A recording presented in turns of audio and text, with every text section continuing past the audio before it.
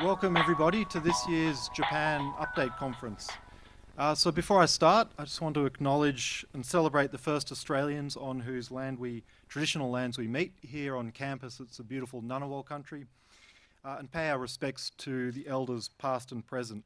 So I'm Shiro Armstrong. I run the Australia-Japan Research Centre here, and on behalf of the Japan Update Organising Committee, I'm glad to see so many of you here in person and online. So we've had a record number of people register this year. Pardon me? All good? And it's great to see so many of you in person. So we've got a big day here, understanding Japan, the latest, what's happening in Japan, trends, and the deep research that informs some of how we think about the relationship, the Australia-Japan relationship. And let me start on some of the substance before introducing our first keynote speech. So we're in a situation now, we have the Japanese Prime Minister Ishiba still hanging on and hanging in there after a upper house election loss in July and the ruling LDP Komeito coalition losing its majority in the upper house after it lost its majority in the lower house last October after a snap election. There's been a recent bump in the polls for Prime Minister Ishiba. It's a question as to whether that will sustain. On the economy, we've had a reflated economy after decades of deflation. So some positive or mild deflation, so it's positive signs. But the economy and Japanese society faces the huge, daunting demographic challenge of now what's a very visible shrinking and aging population. So all of that, Japan faces the immediate challenge of dealing with Trump 2.0, both economically and in security terms. That's consuming a lot of policy bandwidth in Japan and raising big questions about the relationship with the United States, but also about Japan's role in the global economic order. There's now the rising challenge of nationalism and populism with the rise of Sanseito that we saw in the upper house election, the anti-immigration Japan First Party. That's complicating the gradual opening up of Japan to immigration. At least now it's put immigration explicitly on the policy agenda. Meanwhile, the Australia-Japan relationship has recently received a boost with the announcement that Japan's Mogami-class frigates are going to be, have been selected as the Navy's new general-purpose frigate. That further strengthens the already strong and deep strategic relationship between Australia and Japan. But I think many also worry that other important areas in the relationship are being taken for granted or being allowed to drift when they need reinvestment and purposeful policy focus. So as Australia and Japan become closer politically and strategically, there's a question about our capacity here in Australia to understand Japan and navigate this relationship, this deepening relationship. We need more Australian bridge builders in the relationship. There are a number of prominent bridge builders in the bilateral relationship here today in the audience and who we'll be hearing from, but we clearly need more. The other pillar that underpins the bilateral relationship is the energy and natural resource trade and Japanese investment in that. That dominates the economic relationship and is crucial for Japanese energy security, but also for Australian prosperity. The future of that pillar has looked a little bit wobbly in the last few years as the difficulties of the reality of decarbonisation in both economies have hit both governments. So this is an area that needs much more focus and deliberate effort to ensure we can decarbonise our economies and achieve our declared carbon neutral targets at the lowest possible cost. That'll be crucial to maintaining and sustaining a close political and strategic relationship. So we kick off this year's update on that very topic. We're going into the energy transition. And this is focused on Japan, but also the Australia-Japan energy transition relationship. Currently, it's dominated by fossil fuels, of course. And I'm delighted to introduce our keynote. We've got romantic lighting for our keynote. Professor Masakazu Sugiyama. He's the director of the Research Center for Advanced Science and Technology, RCAST, at the University of Tokyo. Now, just like some of you may know, I'm an ANU lifer. I've had all my degrees from the best university in Australia. Professor Sugiyama has also received all his degrees, bachelor, master's, PhD in chemical systems engineering from the best university in Tokyo, from University of Tokyo. Professor Sugiyama is an expert on energy transition scenarios for carbon neutrality, and his work informs policy debate in which he's an influential player. We're delighted to have Professor Sugiyama join us today and kick off this update. He's authored or co-authored 290 refereed journal publications and 505 international conference papers, and he's more than that, extremely good at communicating all of that deep research to the general public, but to policymakers as well. So really delighted to have you here. Please join me in welcoming Professor Sugiyama. Thank you. Thank you so much.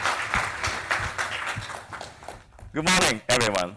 I'm very happy to be back here. Oops, some noise is okay, right? Probably slightly apart. So I'm pretty much happy to be back here again because I have been here at the timing of the installation of this building because I'm originally the material scientist engaged in the semiconductor devices. So one of my best colleagues is now here using that fantastic green room. So after that, I'm a bit excited. Probably pretty much excited to say this because Ippei-san, who is one of the organizers of this wonderful workshop, has been recruited by my institute.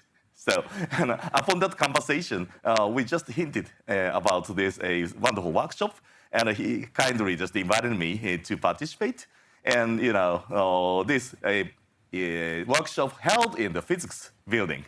It's a kind of something like very typical expression of what is in Japanese goen, tsunagari, right? So that is very important to pushing everything forward in spite of the lots of the difficulties we are facing now. So let me start my talk. So allow me to say that I am the academician, so I'm pretty much, playing about the economics of policy. So even though I have a lot of the opinions from the side of the academics and also the physical principles or the chemical principles. So today's my talk is basically aiming at the realization of the carbon neutrality. And probably the following discussion might fill in the gap between the lots of the difficulty that we are facing now and the grand challenge that we need to realize aiming at the 2050 and beyond. So my title is the Global Nobel, too weak. Oh, this is much brighter than the laser. That's nice, but it's good. That means that, no, it's okay. So my talk is now the global supply chain. So let me just talk about that a bit. So next slide, please. Oops. Oh, I just expected that I have some black background, but okay.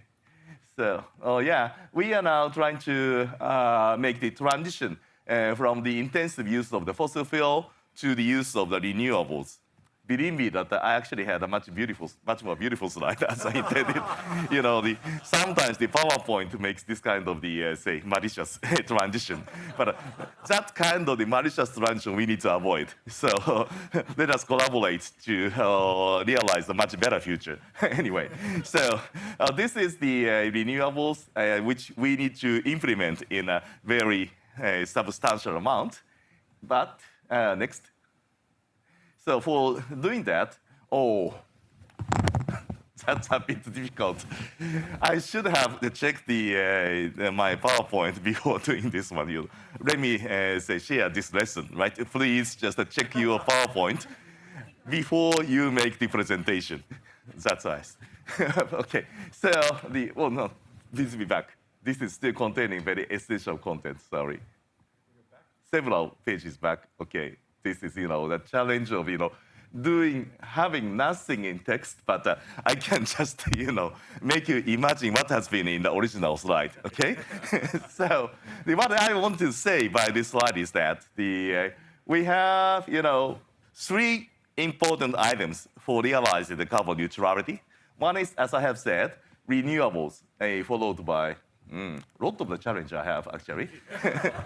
So, okay. So, I'm the university professor, so I'm always talking in front of the student. So that's I know how to collect your attention in spite of some difficulty, okay? So that's why I'm just walking around. So the left-hand side, left-hand side from your side is the most important item. That is the dissemination of the electrification and followed by the decarbonized electricity supply. And the middle one is the use of the fuel, right? Fuel is indispensable in our life. Even though we try very hard to avoid the usage of the fuel and make the 100% transition of our energy demand to the electricity, but imagine, we are going to melt glass, we are going to make the steel making, then that temperature we need is super high, close to 2,000 degrees Celsius. So that kind of the high temperature is never available upon electrification because the electrical wire will melt up at such a high temperature. So the direct combustion of fuel is essential. And what's this? This is probably never understandable without any character, but I was actually intending to express the direct air capture of the CO2 from the atmosphere and followed by the sequestration to the ground of the CO2, or more hopefully, utilization. And how about these pink and blue? This pink one indicates that as for the volume, we need to emphasize the importance of the electrification, followed by the decarbonized electricity supply. And this is the blue one is for our academic interest or the technological challenge. Because for innovation, we need some grand challenge. So for that, the electrification is already the thing that we need to implement upon wise policy and substantial investment, while such a carbon capture and especially utilization is a kind of something a dream, but we need to make the best effort, especially in the field of academia and also around the sector of the industry, to make it reality. So that is actually pretty much a good target of our effort. So next one, please. So talking about the set of the grand challenges, we have quite a lot of items. It is actually what kind of something like, say, chaos or the source of a headache. So I encourage you to categorize those technologies or items which we need to implement in the society along with multiple axes. So this is an example. The lateral axis here is actually the ear, right? So some attempts should come very early, but such kind of attempt is just covering a very fractional area or fractional section of the entire world. While for example, that carbon recycling or the neighboring item, this is the renewable fuel network, is a kind of something like a worldwide challenge, which should come later. But coming later means that we never need any investment, but we need to stand by for this kind of the future. So that is my point. So by making this kind of a categorization or some plot along with the multiple axes, we probably may be able to decide which target to be invested at this moment, or which target of the, say, our effort will be coming in the future, but we need some incubation for such kind of a technology or some realization target. So next, please. So now, due to the very limited time, I would like to just demonstrate one example, which is for now and also for a very neighboring target around me. Because if our the objective is too far away, in a temporal axis and also the spatial axis, then our effort is sometimes going to be very difficult because that is not for ourselves, but that is for somebody else or somebody in the future. So that kind of the investment is going to be rather challenging. But if that target is very close by, then we will be able to make more realistic decision or the realistic effort to make it possible. So next, please. That is actually the change of the community from the viewpoint of the energy system. So this is my favorite trial, which is ongoing in the some isolated island, which is the Iki Island, which exists in the vicinity of the Kyushu main island. So that is a very nice place because if you like the distilled liquor in Japan, which is called shochu, actually shochu is stemming from that Iki Island. So that's why I have been fascinated by this project because my malicious drinking partner has invited me to just go to Iki Island by just saying that, oh, let's drink shochu together. Then I went there and just sought for some good targets of the dissemination of the 100% renewable electricity supply. Then I thought, what would be the good target? Then I found that fantastic target. That is the blowfish, right? In Japanese, fugu. Very expensive. And many people say this is delicious. It is, right? And that one actually is now currently oh, wow. Wonderful transition. Could you just make the say several pages back? Then it may just it may evidence that my slide has been much better. Some slide back. Is it possible? Back. Oh, back. Yeah. So let me just show several pages back. Back bottom. Yes, this is exactly the one that I intended to show, to appear. All the people in the world is actually some, latecomers. So in a very early morning, it is not yet prepared. So now it's a very starting point. So next. Yeah, that is the one that I wanted to show you. Okay, and next one. Yeah, and this is the most gigantic volume, right? And next. This is supplementary one, but still very important. And yes, you can see now the characters. Thank you for this improvement. This is substantial. So now you may realize that I'm a much better designer of the slide, right, than you expected. And next. Okay. So this is following this style of the teaching in the university, right? I just show some incomplete one, then I can just show you later the much complete one so that you can, the trace of your understanding. Good.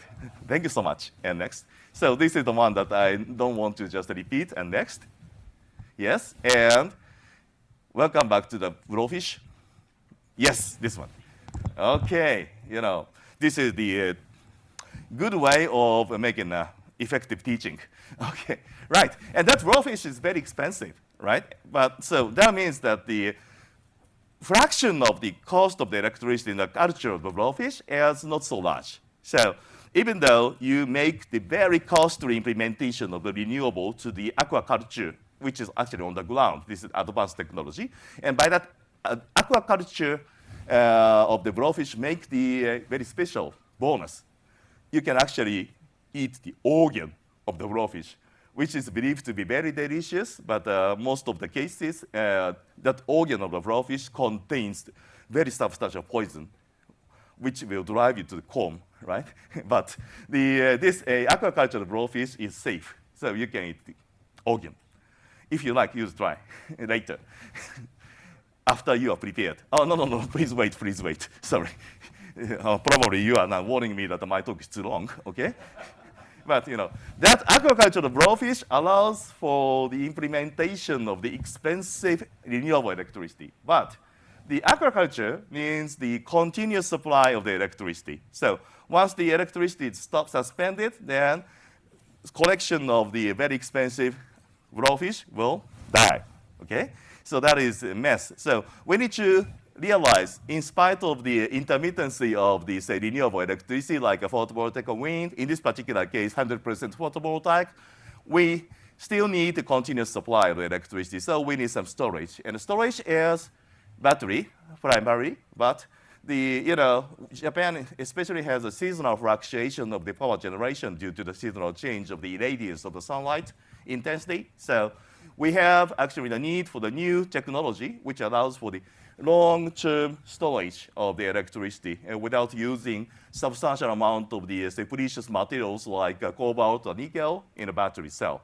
So that one is actually the storage of the electricity in a form of the hydrogen. So that is one good example to show that the new technology can be installed to the target, which is more expensive and which is more valuable, allowing for the installation of this such advanced technology in spite of the high cost. And one more thing that I want to emphasize here is that this particular technology of the storing the electricity in hydrogen is very fashionable, but actually it is losing a lot of the electricity because the energy transmission efficiency from the original electricity to the stored electricity supply from the fuel cell here is only 30% of the initial electricity. That's a mess.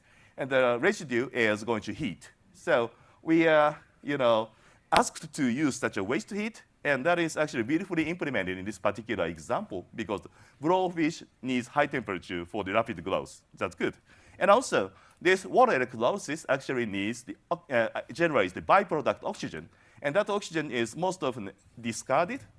But in this particular case, blowfish needs air, or more likely oxygen. So that oxygen actually comes from this waste product. That's nice, right? So this is a kind of, in Japanese, mottainai spirit, right? We just gather everything available to our target. So the reason I just showed you this slide is that, for such a very early dissemination of the advanced technology, we need to find out a good target. I'm always talking to my colleague that the dissemination of renewables is a kind of something like a card game, right? So if you are playing the poker, you are, waiting for the coming of the good card. But in this kind of the renewable game, you can create your own best card. So let's think about how to find or how to create such a best card to make your game the more advantageous. Okay, next one. And even though we try such a very intensive installation of the some unique installation of the renewables, still it can never cover the entire world or entire planet. So we need to make something new, and that one is the electricity. So next. So this is actually some example of the scenario analysis depicting how we can change the energy supply in a society. This is the case of Japan. And this is the near past, and this is the far future, 2050. Not so far away, but we need to aim at this kind of situation. And this blue section is electricity, right? So that intuitively indicates that the deep electrification is a mandatory action for the realization. Oh, so wait a bit, sorry. One slide back. Thank you. For the deep electrification is very important for the realization of carbon neutrality, followed by the use of the fuel. And that fuel is actually the carbon-free one. So this is the hydrogen or ammonia. So next. So how to decarbonize electricity, this is, of course, a very famous target of the discussion.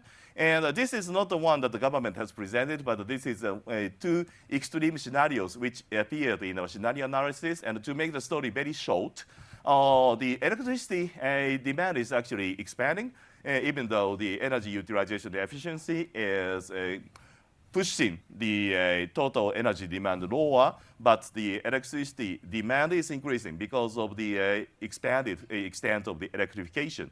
And that electricity has to be supplied, hopefully by renewables, or the carbon-free electricity by the combustion of the carbon-free fuel. So that is the very basic way of understanding what we need to do. But if we are to implement such a very gigantic amount of the photovoltaic, for example, the amount of the photovoltaic equipment capacity is very large. And that actually needs the coverage of almost 1/4 of the farming area in Japan to generate this amount of the electricity. So probably you may imagine that this is not the easiest thing to go. So next. And the problem is, of course, as represented by the previous slide, how to make that transition, especially how to make the early phase out of the coal possible, and next the succeeding, say, substitution of the natural gas by CO2-free fuel, which is the hydrogen and ammonia. So next. So as you know, or as some a maniac person knows, the Japanese electricity supplier is now trying very hard to benchmark that technology. So this is a kind of some pioneering and a kind of some notorious example of the mixed combustion between the coal and ammonia. So probably you may wonder why they use coal. And some people may misunderstand that this company is sticking to coal, but that is actually not the case because the combustion of ammonia is super slow. So that is quite different from the case of the existing natural gas or even the hydrogen. So the only way to make the technological assistance of the combustion of the ammonia is the use of the coal as a coexisting fuel. So that's why they are just sticking to coal at this particular moment, but they are, of course, conscious about the necessity of the next challenge. So next, please. So that's why they are also trying to make the coal combustion first between the natural gas and also the hydrogen or ammonia. And this is actually ongoing in the US. And just talking about the technology, already the turbines making 100% combustion of the hydrogen is almost realized. So the next target is the expansion of the scale and also the enhancement of the efficiency of the energy utilization. But that is coming, actually. So next. So, okay, so we probably may have a technology to implement the CO2-free electricity supply in Japan, but actually necessitates a tremendous amount of the fuel, which is decarbonized. So next. So, and also, as well as such an electricity supply sector, we have a very headache of how to decarbonize the heavy industry. So this is the steel making. Steel making is using the coke, which is, of course, coming from coal. So bunch of the CO2 is emitted. So next. And we need to substitute that reducing reagent, which is essentially carbon, with the hydrogen, right? Which makes the green steel making. And next. And also chemicals. This is a real headache because any carbon which exists around us as a chemical product at its end of life is combusted in the essential sense. And that actually emits CO2. That makes the roots of the carbon coming from the underground to be emitted as CO2. So the only way to change that CO2 emission pathway is next to take the CO2 or carbon resource from the atmosphere. So that's why we are now aiming at the future in which the carbon resources coming from the air as CO2. Either two pathways. One is that either of two pathways. One is that the biomass and making the green ethanol, or the direct air capture of the carbon and the production of the green hydrogen. And if we mix that captured CO2 and green hydrogen together and make them a good catalytic reaction, then we can synthesize the chemical raw material, which is methanol. And also, we may be able to synthesize the synthetic gasoline or synthetic diesel, which can be just used with the existing infrastructure of using the internal combustion engine. So, how to realize this new pathway is, of course, the challenge in the scientific community or even the industrial community. But the point is that how to secure those tremendous amount of the green hydrogen, or how to capture the CO2. So next.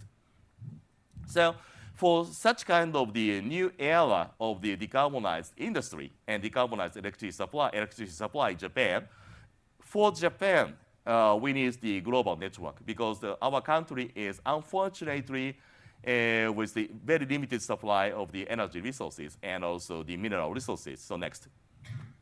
So talking about the hydrogen demand, this is still quite susceptible to the analysis, but still at least 20 million ton per year hydrogen is expected to be necessary in Japan. And many people may misunderstand that the hydrogen is for mobility, but that is not the case. I need to, change your conception. That's why I'm showing you this analytical result. So, the largest fraction here is for power generation. So that's why I have just shown you the example of the transition trial in the power generation sector. So anyway, talking about that gigantic amount, 20 million ton per year hydrogen, next. So if we are to make that 20 million ton per year hydrogen by just water electrolysis, then the amount of the electricity is gigantic. The 1,000 terawatt hour per year. This is actually corresponding to the existing power generation capacity in Japan. So if we are to make that 20 million ton per year hydrogen domestically in Japan, that means that we need to double the capacity of the power generation in Japan, and that additional part should come from all the renewables. That is gigantic. Next. And if we do that by solar alone, then our University of Tokyo will be converted to solar farm, as well as another affiliation of the Ippei Keio University.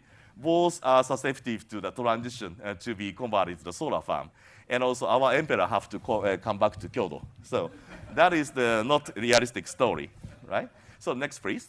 And if you do that in Australia, scientifically speaking, that is highly possible. And this is the version of the West Australia. We actually have a lot of the versions according to the politics, right? But the point is that everywhere, almost everywhere, that is possible. Next. And that already widely discussed transportation of the hydrogen, or the global network using the hydrogen or ammonia as a binder between Australia and Japan is already widely discussed, and that necessitates the hydrogen carrier technology. And people may always ask me, which is the best? And I'll answer to you. This is like a collection of students. We rarely have a best student, but we have a collection of the different talents, right? Some students are good at the mathematics, some students are good at the literature. So this is a kind of something like, the adaptation to the application. So we never have the singular winner for that hydrogen carrier technology. And one more word is, everything is very formidable. So I never like any of the hydrogen carrier because all of them are quite awkward. But we need to carry hydrogen from Australia to Japan, for example, so that we can realize the substantial fuel supply to the power generation sector and the remaining sectors in Japan. So next. And that kind of conversation has been already developed between the two countries so far. So this is actually depicting the existing, global supply chain. This is the Australia, for example. This is Japan. And then, you may notice that all of these items are either liquid or solid, easily transported, easily preserved. That actually has enabled our industry in Japan to be quite a large scale. But in the era in which we need to realize carbon neutrality, next. My idea is we need to reconstruct this global supply chain because the transportation of the hydrogen is formidable. So we need to limit that hydrogen-assisted network to be a sector which is definitely necessitating hydrogen. The representative one is the power generation. And what's next? For chemicals or for steel making, please reconsider that segmentation of the, export and import. So far, Australia, for example, is exporting just raw materials. But in the era of the decarbonization, for example, for the steel making, you can make the green steel. And that reduced iron, this is the primary product, and which still necessitates a lot of the succeeding processes, should be exported from Australia to Japan. Then that can actually allow for the remaining very highly technological difficult processes remaining in Japan. And also, for chemicals, as I have said, we need new chemical material, and those chemical materials contains mostly the alcohols, methanol or ethanol. And it's very hard to produce those chemical products in a green manner in Japan. So instead of we Japan importing those petroleum-related resources for chemical industries, we would implement new synthetic processes, either bio or the inorganic processes in Australia, where you have abundant resources and abundant land area for that installation. So next. And this is the last slide. And people have been focusing on hydrogen, right? This is actually very formidable material to be transported, but from the technological point of view, this is very simple because you can generate hydrogen upon water electrolysis. You can just generate hydrogen, oxygen, just that, right? The elements which are participating are just two, hydrogen and oxygen. Super simple, although the technological development is still necessary. But talking about the hydrocarbon era, this is pretty much complicated. You have bio, you have inorganic processes, and also bio is either for the power generation by direct combustion or for the fermentation to make the green ethanol. So the point is that, for example, just let me give you one example at the last moment. Talking about this biofermentation, actually, that fermentation gives us abundant amounts of the CO2 as a byproduct. You can imagine, do you like champagne? If you say drink champagne, you drink not only your bioethanol, but also CO2, right? This is the same case for beer as well. So that is a good example that the CO2 is a very abundant byproduct upon the fermentation.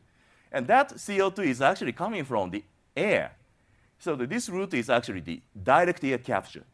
So why not just simply implement the direct air capture process? We also should focus on that collection of the byproduct CO2, which is actually very dense out of the fermentation process, to be input in the succeeding inorganic processes, either electrochemical or thermocatalytic. And also, the use of the, very hard biomaterials like lignin or cellulose is very technologically challenging. And some chemists are, of course, trying that. But you can just burn them and make power generation. And then the byproduct CO2 can be captured and fed into these succeeding inorganic processes, right? My point is that such kind of the systematic combination is mandatory for such a new era of the hydrocarbon network between Australia and Japan. So one page back, please. This is my most important slide in my conception. Let's think about how can we multiply the items which can connect your country, Australia, and our country, Japan, which is not just hydrogen in my conception. Of course, hydrogen is the most abundant or the most large volume, but next target exists. So especially for the research and development or the next era of the policy making, for example, the carbon allocation rules is super important for such kind of the carbon-related network. So let's make our brain more flexible and think about the next item for connecting our countries. That's all for my talk. Thank you so much. Sorry for long talk. Well, thank you very much, Professor Sugiyama. We'll have a chance to ask questions to Professor Sugiyama on the panel. So I might ask the panel to actually come up now. So Leigh, Kokoro, Llewelyn. And as they do, I think as Professor Sugiyama mentioned, this is just announced recently, but please. Announced recently, but Professor Fujiwara Ippei, our colleague here at the ANU, has been appointed to the University of Tokyo, so he has a joint appointment now between University of Keio and University of Tokyo. Please join me in congratulating Ippei. Partnering now with Professor Sugiyama at the University of Tokyo. But now I'll hand over to Kokoro Osada, who's from Itochu, and she is based in Sydney, spends a lot of time in East Timor with Itochu's iEnvironment Investments Pacific, investing in infrastructure both in Australia and East Timor. So we'll go, we started a bit late, so we'll go for the full hour for the panel, and over to you, Kokoro. Great, thank you so much, Shiro. I'm very glad to hear the great news of Fujiwara-sensei, who I was his student until a couple of years ago. Thank you so much, everyone. It is truly an honor for me to be here today and to be able to chair this session. We are obviously the first panel of the day, but I am just amazed at how Sugiyama-sensei's presentation has woken everyone up. And I think we're off to a great start with a very interesting group of panelists that will keep everyone at the edge of your chairs for the next hour. I would like to start with the introduction of the panelists. We have Llewelyn and Leigh joining us today. Llewelyn is, the interim director of the ANU Institute of Climate, Energy, and Disaster Solutions, and he's also the professor at Crawford School of Public Policy.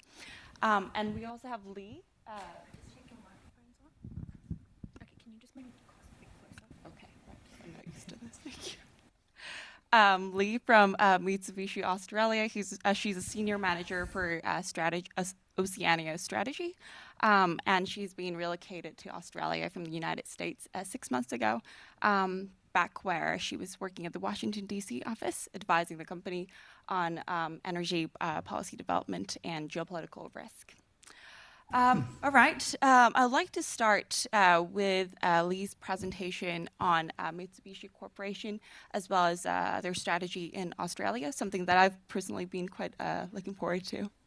Over to you, Leigh. Excellent. Well, thank you, Kokoro, and thank you to ANU and to Shiro Armstrong for having us here today. Thanks for thinking of Mitsubishi Australia when you put this panel together. Energy security and energy here in Australia are a major part of our portfolio and a major part of how we think about the links between Japan and Australia. So I'm really happy to be here. So as Kokoro mentioned, I work for Mitsubishi Australia, which is the local representative company of Mitsubishi Corporation. Mitsubishi, of course, best known as being one of the big 5 trading companies in Japan. But these days, Mitsubishi is both a global and a Japanese company, and our operations here in Australia really underline that commitment to our global operations and to operating as a responsible local partner in the places where we work. Mitsubishi's operations here in Australia are the second largest in any country after Japan. So Australia is our second largest investment destination. We employ on a consolidated basis across all of our subsidiaries here nearly 6,000 people. We support nearly 4,000 Australian businesses through purchases of goods and services to support those business operations.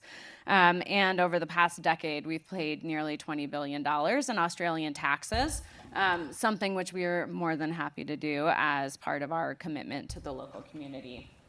We've also engaged in a number of local organizations to support local education opportunities in the communities where we operate. And we have a strong commitment to hiring locally, notwithstanding the fact that I'm an American here talking to you about our Australia operations. If I can turn back to energy security, as I prepared for this presentation, I reread through METI's 7th energy strategy. And one of the things that really struck me, and which I think you heard a bit from Sugiyama-sensei earlier today, is just how realistic the materials are. The 7th energy program really highlights the need for different countries and different regions of the world to take different pathways towards decarbonization, even as the commitment to ambitious changes remains strong. For us, for Mitsubishi Corporation, this is highly consistent with what our global CEO has been saying for the last few years, that even in times of uncertainty or economic challenge, the trend towards decarbonization is irreversible, even if the path and timeline for those decarbonization efforts will differ in the various countries where we're operating. And for Mitsubishi Corporation, it is our goal to operate within those constraints and those frameworks, both ensuring current energy security while also progressing technological advancements in new technologies. Even as uncertainty kind of has hit the global stage right now, it really strikes me that over the past decade or two, not that much has changed in terms of how we talk about global energy security. METI's 7th Energy Policy talks about energy security being framed as S plus 3 E's: safety, energy security, economic efficiency, and environment.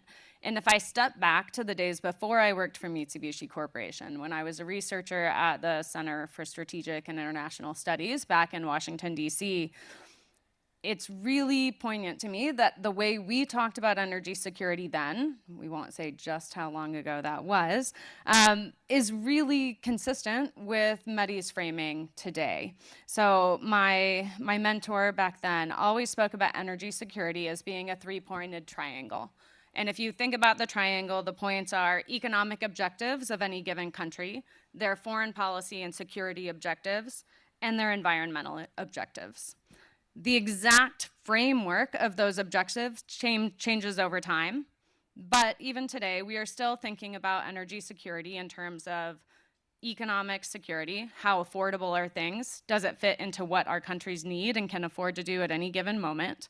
What are our environmental objectives? Today, that is much more focused on climate change than it is now on the physical environmental security. And then what are our foreign policy and national security objectives? So diversification of supply chains. But countries today are still navigating between those same 3 points. And each country has to choose different technologies and different approaches depending on what they value most or are most concerned about at any given point in time. Those trade-offs are still things that policymakers are dealing with today. And it's worth noting that many corporates face the same decisions. So does a company undermine energy security of your consumers in order to pursue new technologies, or do you look for a middle path? Our CEO has often talked about the importance of energy efficiency as low-hanging fruit, something to prioritize, not to pursue as an afterthought. And I think that's still really, really important today. We heard you talk about the importance of energy efficiency and lowering overall energy demand, even as we move towards new technologies. And if you think about that triangle, energy efficiency generally fits somewhere in the middle. It doesn't have huge environmental impacts, it's not terribly expensive, and it doesn't have the same foreign policy or security trade-offs that some new technologies or fossil fuels or other things have.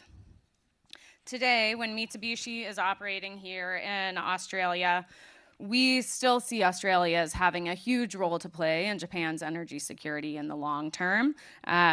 And we want Mitsubishi Corporation to remain a partner in that success. So our operations today include everything from natural gas, which we will continue to pursue long-term natural gas commitments in support of Japan's need for natural gas to underline its energy demand.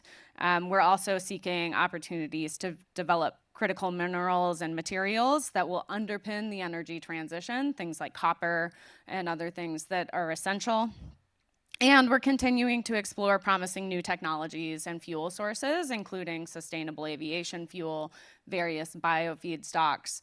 And Mitsubishi has the opportunity to do this because of the diversity of our global operations, which include everything from energy and mining to automotives and mobility technologies to food and agriculture solutions. Australia has so many opportunities and advantages to offer, including the fact that it is located on the doorstep of the fastest growing region in the world, and we want to help Australia capitalize on those advantages. There's a lot of goodwill and opportunity between Australia and Japan right now. The bilateral relationship is growing stronger, as Professor Armstrong talked about earlier. The recent decision granting our sister company, Mitsubishi Heavy Industries, the opportunity to build Australia's new naval frigates, next year's 50th anniversary of the Treaty of Friendship between Australia and Japan. Next year, Mitsubishi Australia will celebrate 70 years doing business here in Australia. And we've come a long way since the early days of trading wool back to Japan. And we're looking forward to capitalizing on that momentum. Great, thank you so much, Leigh.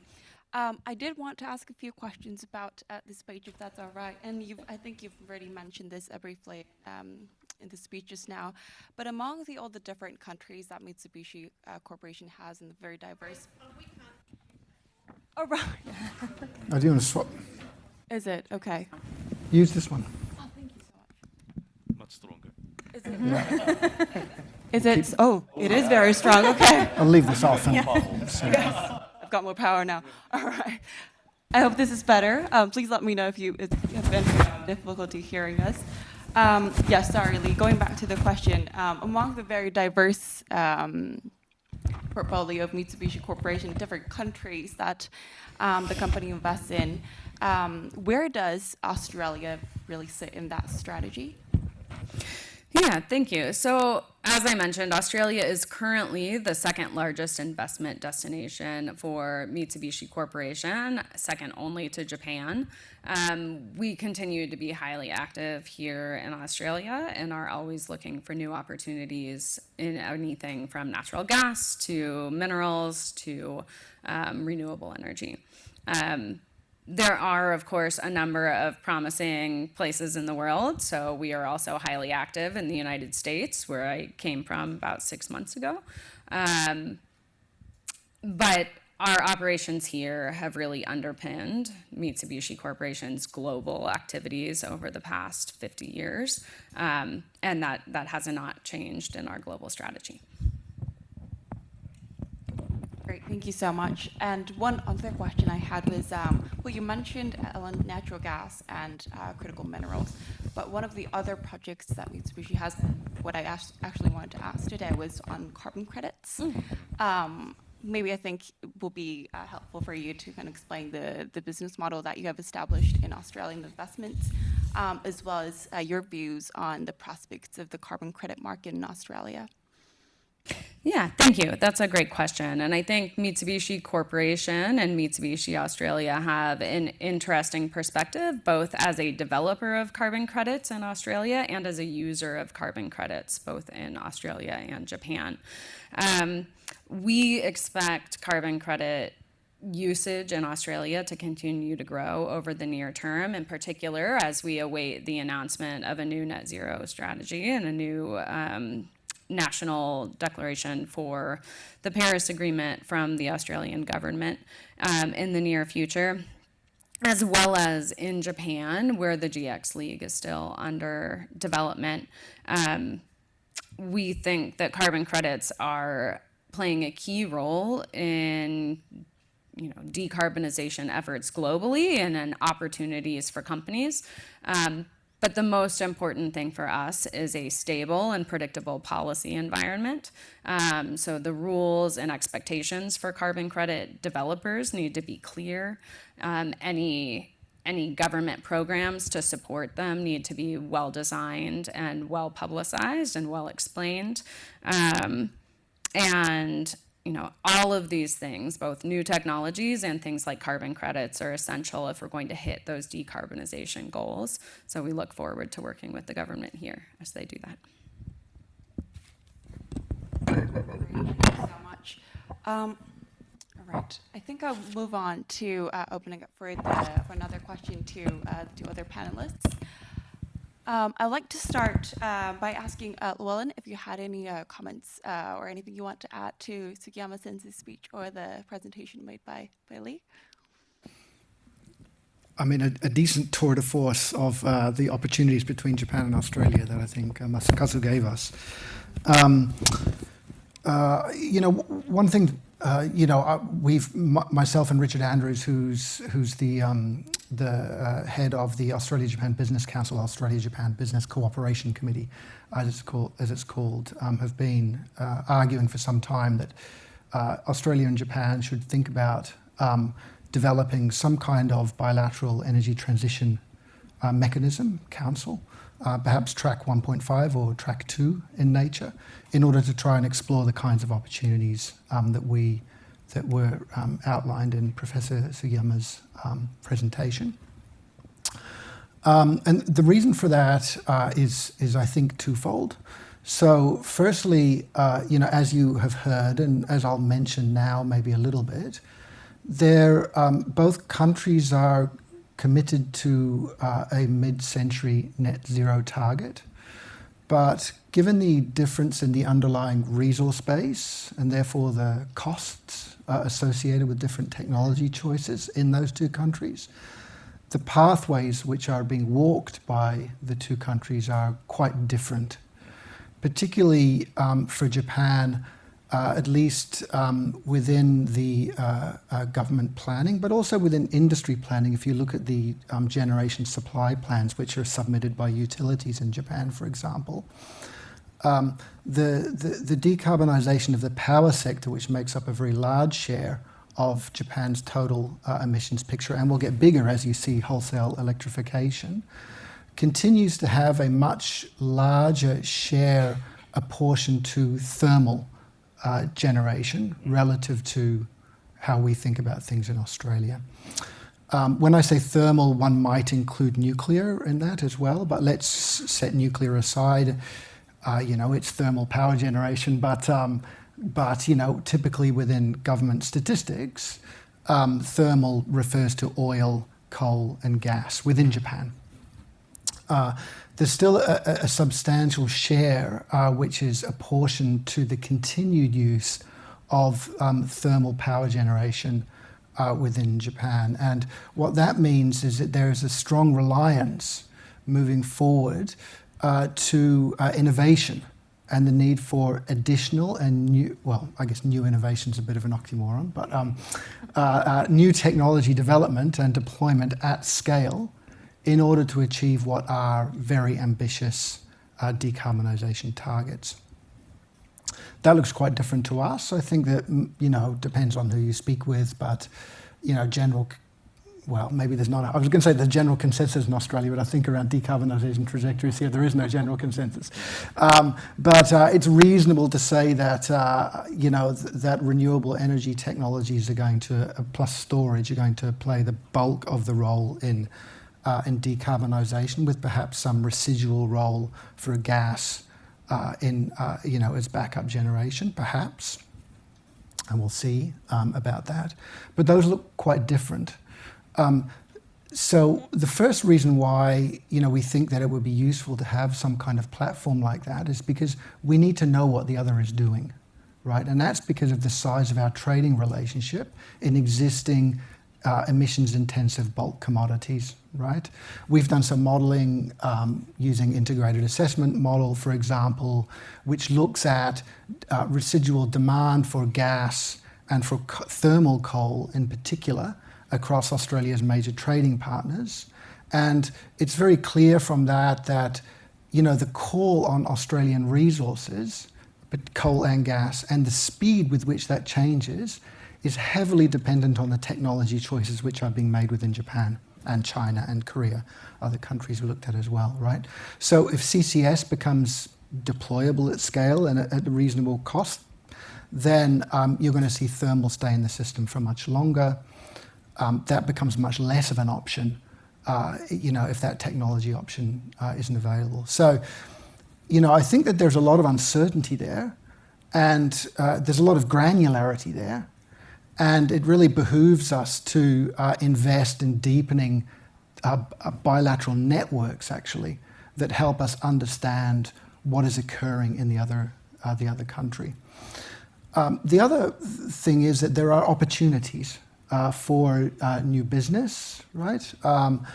In terms of supply chain reorganization between our countries, which require some work to unlock, right?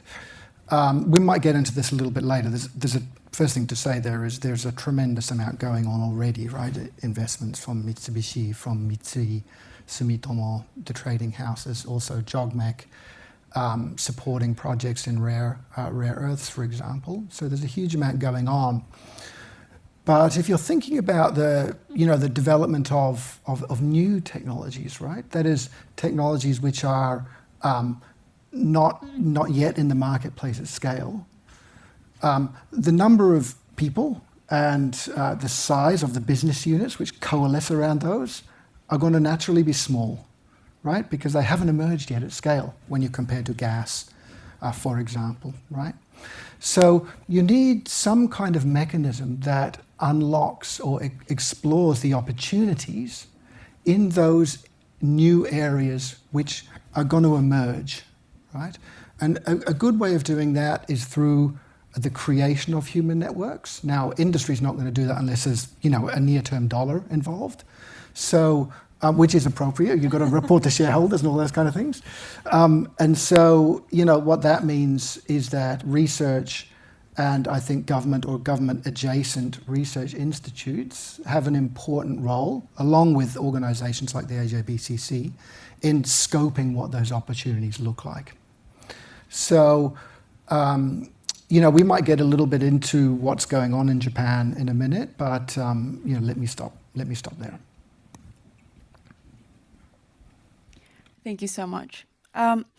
I would actually like to dive in a little bit more on the opportunities that you mentioned. So the mechanism that will need to be implemented between the two countries to unlock these opportunities. What are the opportunities that you specifically see? And I would love to open up to the different panelists as well. But if you could share your views on that, that'll be very helpful. Sure. So I work at the ANU, right? I work at the Crawford School as a faculty member of the policy school here.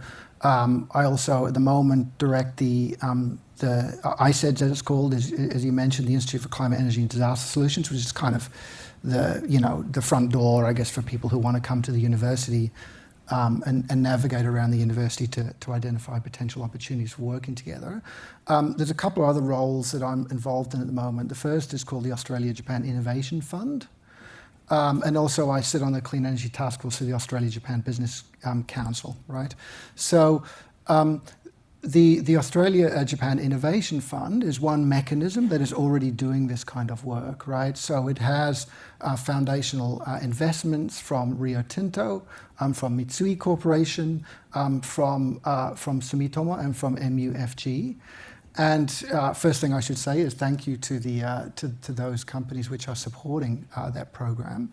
It's really terrific to be part of it. What it does is invest in early stage research projects that are industry engaged. That is, to secure funding, you have to have an industry partner in addition to research partner in Japan and Australia, right? So it could be university in Japan, industry partner in Australia, vice versa, some combination of that.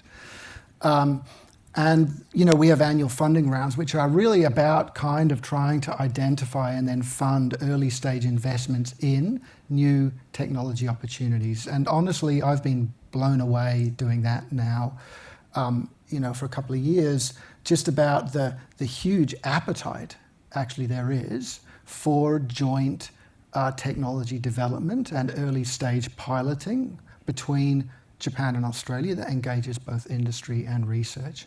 So I think there's a big opportunity to scale that up, right? It was extraordinary, the kind of quality of the work that was going on.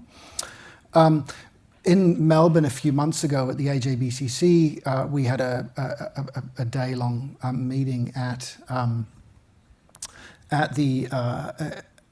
in Melbourne, and I think the conclusion of that day, there's kind of been conversation about how we should do more together, but I think the conclusion of that, which was, largely industry bodies which participate in that event, right, was that what we actually need to do now, after a couple of years of engaging in that conversation on a bilateral basis, is to do some sectoral or technology-specific deep dives in order to understand what the opportunities might be. That's being done substantially in hydrogen, and there are lots of roadblocks there. But in other areas, it's kind of a greenfield site for understanding what supply chain reorganization might look like, for example. So along those lines, we have just secured some quite substantial funding for a project in collaboration with the University of Tokyo. Actually, Sugiyama Masahiro sensei, yes, the other Sugiyama Masa at the University of Tokyo, to map out over a 2-year period what the options, emissions, and composition of costs might be for different technology pathways for green iron and steel between Japan and Australia, to think about how reorganizing the supply chain between our countries may enable decarbonisation at lower cost and faster and with lower emissions. So that's a 2-year project. And there's also another project with Waseda University, actually, with Arimura sensei, who you probably know, looking at how we might think about harmonising our guarantee of origin around emissions accounting, so that we can, better understand what supply chain emissions are associated with components and products. So I think there's lots of those kind of things going on, and there's scope for a lot more. So I would like to see that to be much more integrated, and there are kind of detailed ideas about how to achieve that. I won't go into those now; it's too much in the weeds. But yeah, definitely opportunities galore. I don't know if you feel the same way. Thank you. I think Sugiyama Sensei's presentation, you also mentioned different areas of collaboration in addition to hydrogen. So if there's anything you would like to add to Llewelyn's idea right now, I think it would be a good opportunity to share. Okay. So thank you. So I just presented the say potentials for the new fuels, right? Like those green chemicals and also the green steel. And of course, the carbon credit associated with the CCS. So, but latter one is more, how to say, the political. So, in my point of view, so for those green chemicals and the green steel, we first need to develop the fundamental technologies, although they are already ongoing in the academia, right? And we have some papers, journal papers. So these are quite good target of the daily jobs for the university professors or university laboratories. But in my point of view, what's important is that the bridging those fundamental technologies to the final stage of the implementation. So that actually needs, how much scale do we need? For example, we may have some very fancy technology, but that is going to be very niche in the final implementation. While the hydrogen is definitely the indispensable item, which needs the gigantic implementation. Although the current economy is not so much favorable for the hydrogen, but if we project to the future, which is decarbonize, the necessity of the hydrogen in a gigantic amount is quite clear. So probably the next item following that hydrogen would be first how much, for example, the green ethanol or green methanol trading would be necessary to sustain the Japanese industry, for example, and how you can, for example, you, Australia, can export such a good amount of or tremendous amount of those green chemicals or green steel in the future. So, and at which cost? That kind of assessment might be very essential, because a kind of some scenario analysis is always quite susceptible to the cost of those raw materials or the intermediate materials. It's very famous that the hydrogen cost actually drives the result of the scenario analysis, right? If the hydrogen is too expensive, then in that overseas trading, So we, Japan, probably need to go to the domestic hydrogen production, although it is super challenging in terms of the cost and the installation capacity. So that is one good example. So indicating that the scenario analysis and also the techno-economic assessment, TEA, are quite coupled with each other. So talking about that joint project, in my guess, the first item should be to conduct the comprehensive survey on such a scenario analysis and techno-economic analysis, which can combine these two countries. I mean, the green chemicals, the green steel, something like that, and also the CCS, which is implemented in Australia, and via the carbon credit, which Japan can purchase that credit, for example.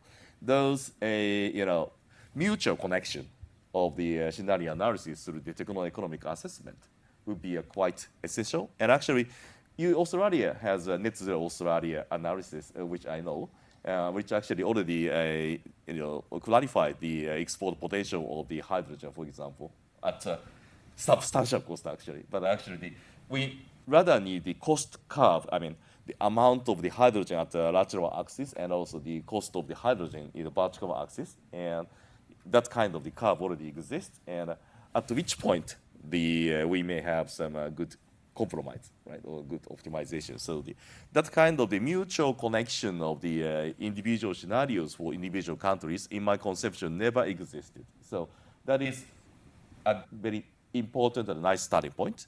And that can actually also stimulate the R&D in the fundamental stage, right? Because university professors are just thinking about making a new result, right? Very fancy result, but we need to also conscious about the potential of that technology, especially in the volume and also the cost.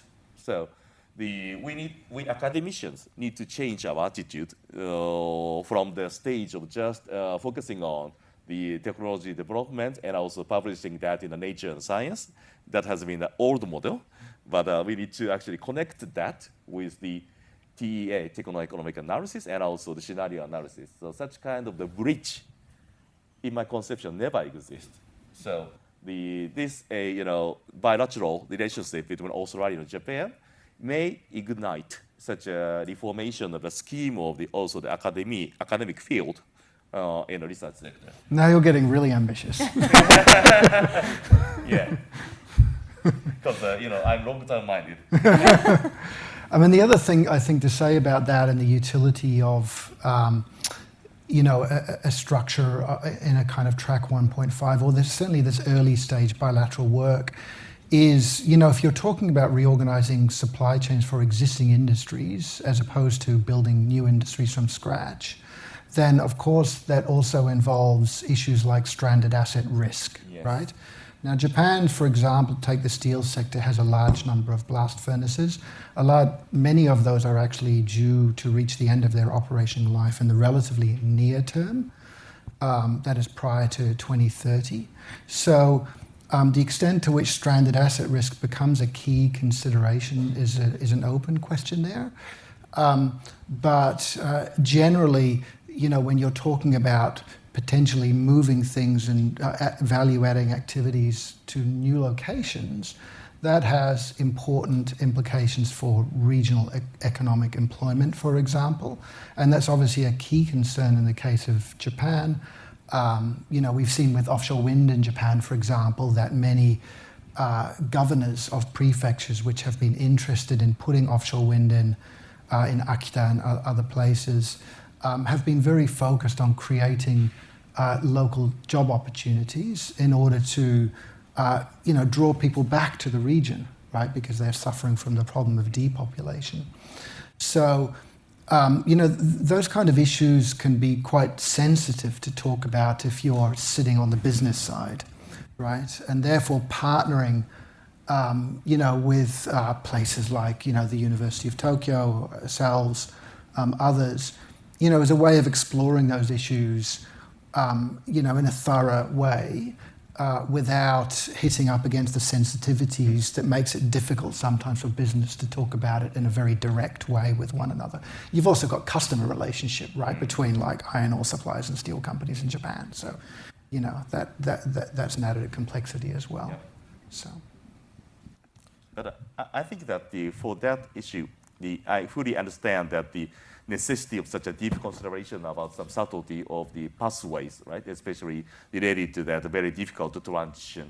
For example, if blast furnace in Japan is going to Australia, for example, then that will induce quite a lot of the shock in the region where the current blast furnace in Japan is operated. So, if a company persists that scenario, that will, induce the drastic shock in that economy of Japan. Sure. So we need to not only such a social transition, but also a wise way of penetrating some new story to the society, right?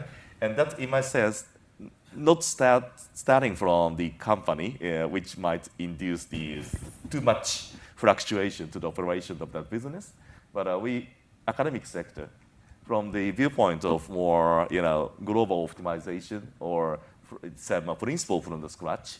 So first present some very naive scenario, very naive sketch, and probably people may have a lot of the discussion, and that should come first, right?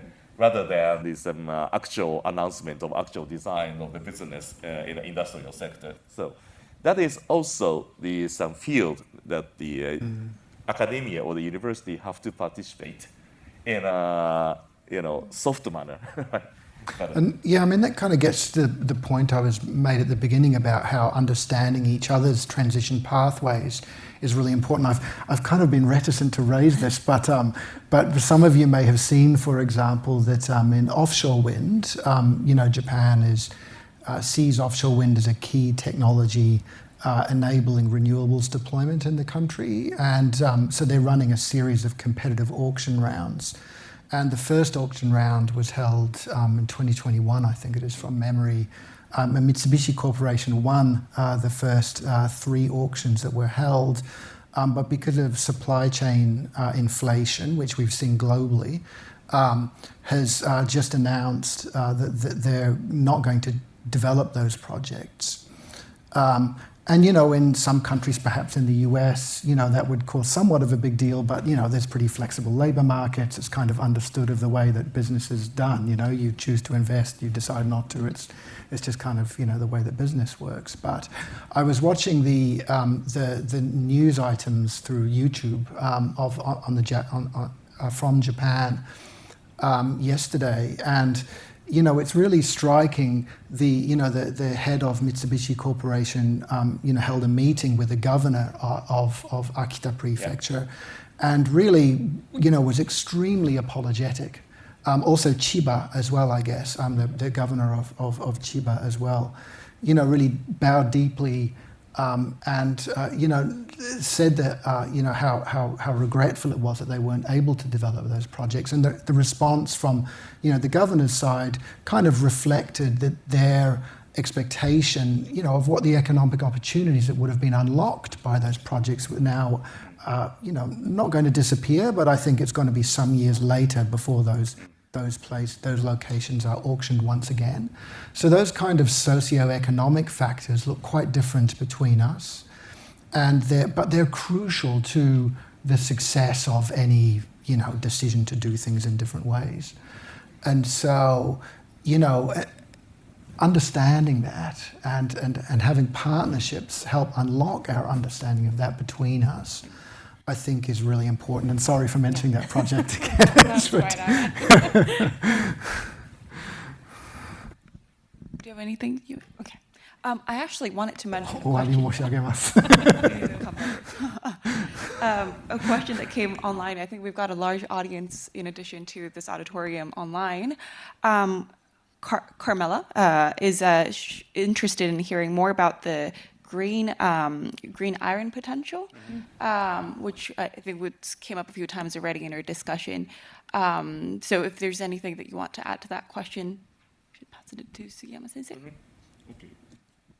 So I'm always talking from the side of the technology or the physical principle. So the green iron it's very difficult pronunciation, right? Actually, green iron is a kind of the necessity in Japan so that we can continue at least a part of the steelmaking industry, because otherwise, the alternative might be the essential alternative might be just importing the hydrogen as a reducing reagent instead of the coal, but that is super costly and super difficult.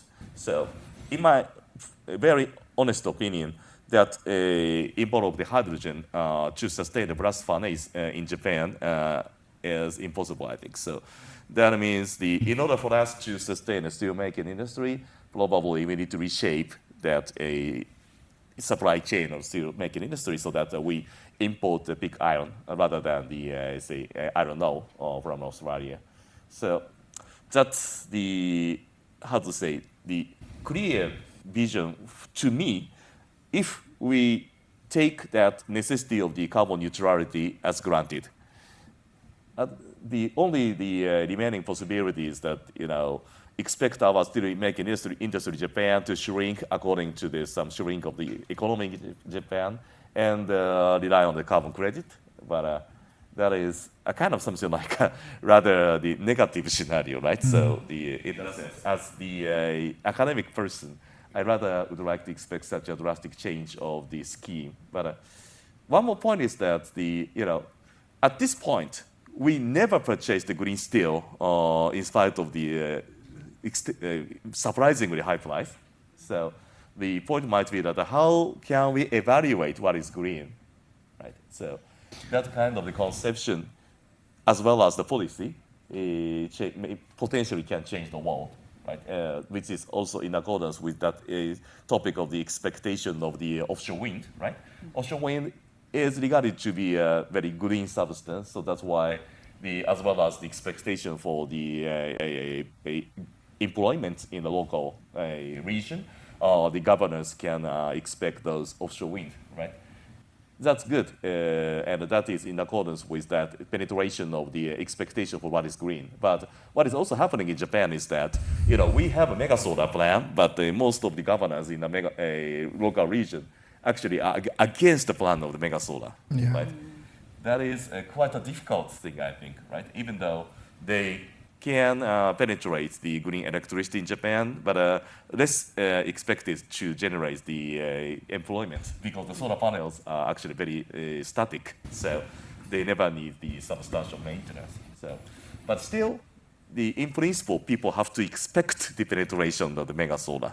So that probably have to be on that the change of the conception of these people here, right? People there.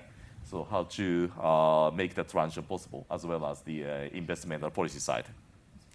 And on green iron and steel, so the project that I mentioned before, so it's a 2-year project funded to 1.5 million Australian dollars. And what it will do is actually very much what you were talking about a moment ago, that is to model a bilateral supply chain between Australia and Japan, looking at different technology pathways and the cost emissions associated with those different technology pathways.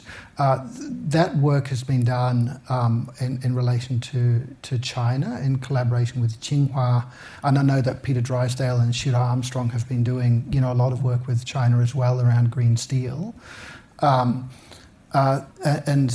so, it'll be expanding that work that we've done with China. Particularly in the case of China, there's a big domestic hydrogen production opportunity which represents a major competitor to, for example, Australian-produced hydrogen. That's less the case in countries like Japan and South Korea, so I think the results could be a little bit different. But that's something that we'll be doing over the next couple of years, and I'm happy to engage with folk if they want to get in touch to talk about what the planning is around that. The only other thing to add to that is carbon pricing. So one thing that we haven't touched on a lot is what's happening in Japan right now. And one of the key changes that you see in Japan right now is the introduction of carbon pricing. So it's kind of an extraordinary development and that happened in a relatively short period of time. Basically, the Ministry of Economy, Trade and Industry changed its position towards carbon pricing as part of the green transformation subsidy program that Japan has. And they did that in a very short period of time for some reasons. But that scheme is becoming mandatory from next year. And is unlike Australia, where the safeguards mechanism is applied on a facility basis, the Japanese cap and trade system is going to be applied on a company by company basis. So it's a little like the Korean system, but will incorporate steel. And so the caps have not yet been set. In fact, I think the third meeting of the technical working group, which is discussing that, was the day before yesterday. So they're starting to look at what benchmarks might be and so on and so forth. And as part of that, Japan has started talking about a carbon border adjustment mechanism as well. Like us, it's at very early days, right? We've had a position paper led by colleague Frank Yotso here at the ANU that kind of looked at what the implications of a CBAM might be across different product types. But the Japanese government is also beginning early stage consideration of a CBAM for Japan, which makes sense if you're thinking about introducing a carbon price with teeth. So, for emissions intensive industries which are trade exposed, that will also be another thing which is substantially in the mix and would affect, I think, investment decisions by companies about where they might want to locate production. It's a really big change. I was amazed when that happened. Right. I did see your hand go up. I'm conscious of the time, so I'm going to open it up to the audience for some questions. Please raise your hand if you have any questions. I'll take 3 at a time, if that's all right. You were the first one to raise your hands. I'm going to take his question first. Thank you. Maybe I'll move on to the different questions after he's done. Thank you, Kent Anderson, Australian Technology Network. Quick question on public sentiment. And I saw, particularly in Sugiyama's, you had nuclear going up in the transition phase, but I was more captured with the quarter of farms being turned into solar farms. As someone who is a farmer here locally, there's beginning to be a lot of pushback on wind in local farming areas. So the general question is about public sentiment for your roadmap of transition. Thank you. So the very quickest answer, quite difficult, right? So that one is actually coming from just a scientific consideration. So I do agree that if we implement that scenario as it is, the farmers will be quite against, right?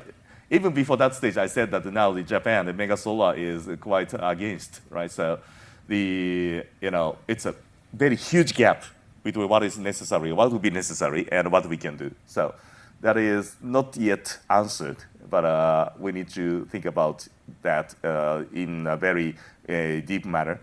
And if we are unable to install such a gigantic amount of solar wind, the only possibility is either we give up the carbon neutrality, or we implement the, say, hydrogen firing power generation, and we impose the substantial amount of the hydrogen from this country, right? So, and nuclear cannot be implemented in such a gigantic amount, in Japan at least.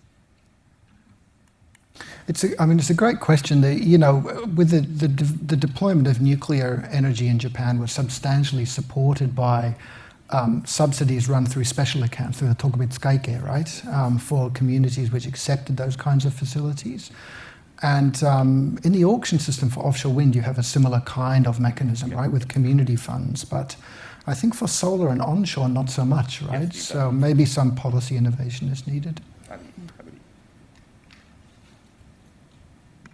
Great, thank you so much. I'd like to move on to the next question. I'll take this gentleman in the front with the blue tie.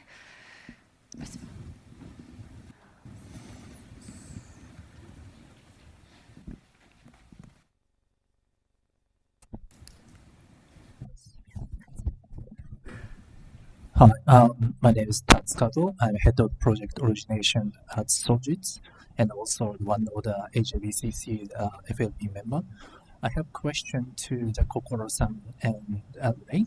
So this is a very interesting moment in Australia that, we have, of course, safeguard mechanism and also like renewable energy target 82% in NEM, National Electricity Market by 2030, which is only 5 years, and also emission reduction target. And my understanding that also in Australia going to submit NDC 2030 to 35 NDC, nationally determining contribution to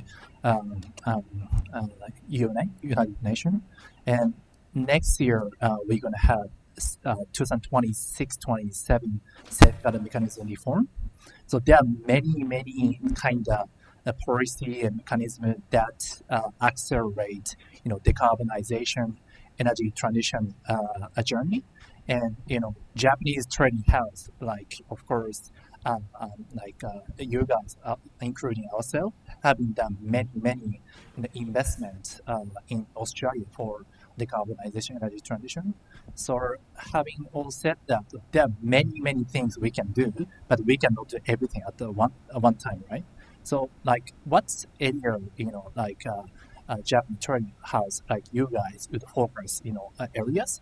Is it like upstream renewable energy such as solar, wind, or battery storage, or utilizing those renewable energy to create green ammonia or hydrogen, or even going to low carbon liquid fuel such as sustainable aviation fuel or renewable diesel, or I would say a carbon credit or CCS, or biogas, like a renewable gas, or there are many things. So could you name one or two areas you would focus for next 2 years? Thank you.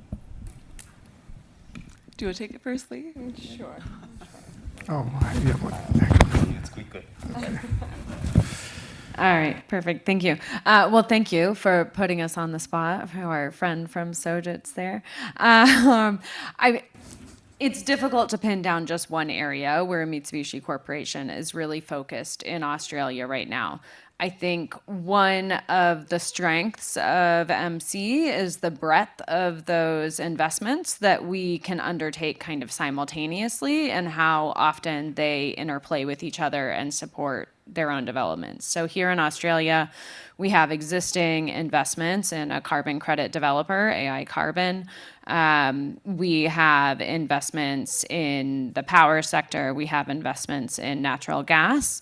I would say that one of the things we are quite focused on right now is looking at critical minerals and how that fits into the global transition. So we are looking at a number of different projects that would provide some of the raw materials. And one of the challenges with all of these things is that we have to figure out, one, how they fit into the existing policy environment, and two, we have to look at the cost of those across a global supply chain, and how they can compete on a global basis, in particular when you're looking at the mineral space, how they can compete with low-cost alternatives coming out of what are currently largely Chinese supply chains.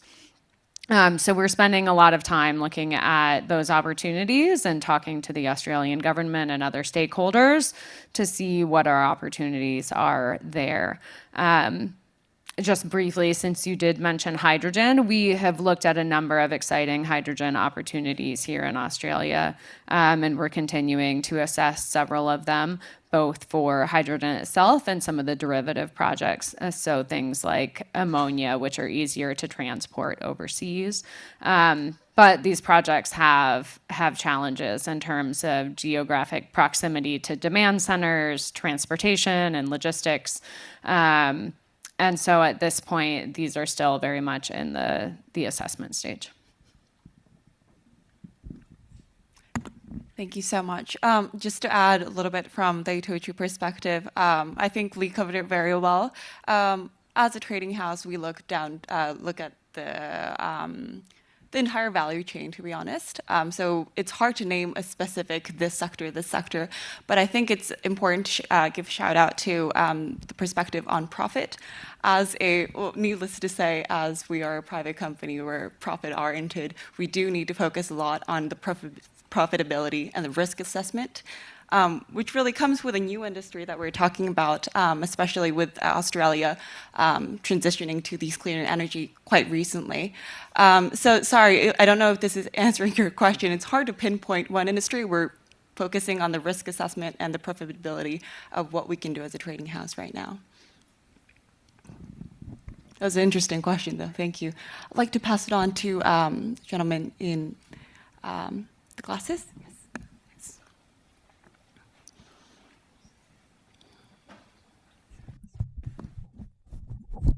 Thanks very much for an excellent presentation and the discussion that's made what are very complex issues accessible.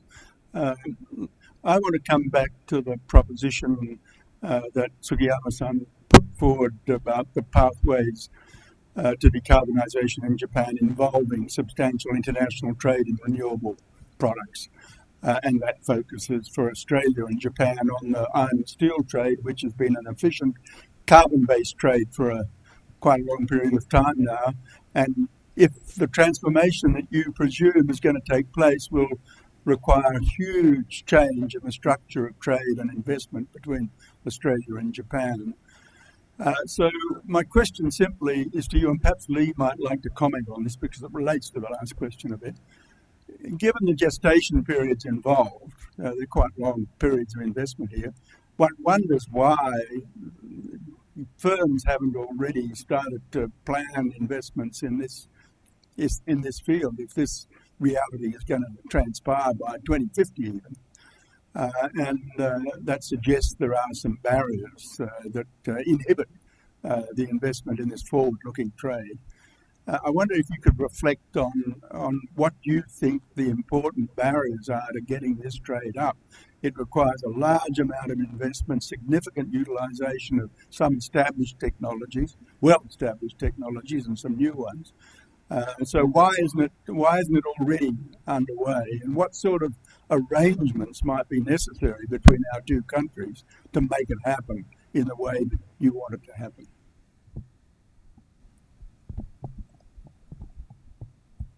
Thank you for this fundamental question.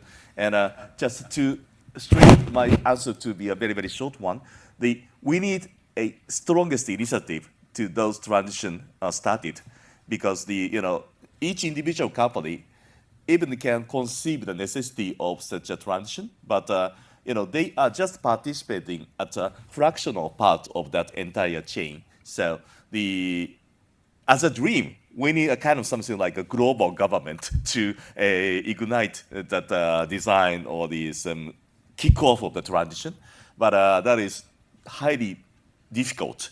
So always my headache is that who to ignite that transition and who to follow.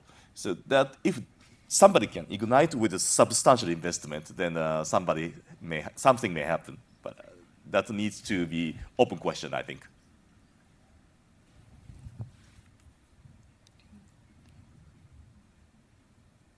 Yeah, really. Yeah.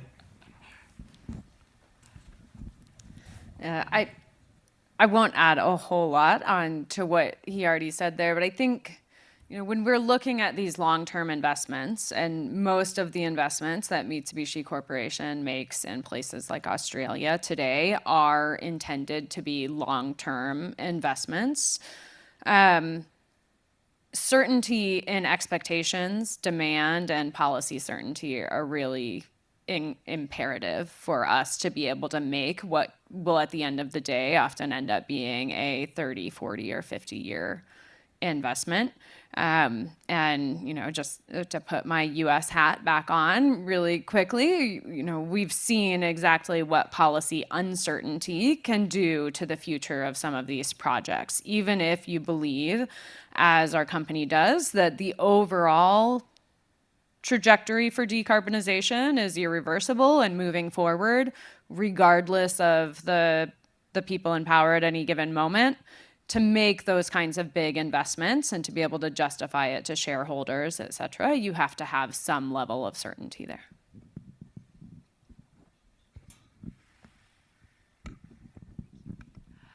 All right, thank you everyone for all the questions. I'm a little bit conscious of the time. I think we've got so many more to ask, but I would like to end this session for now.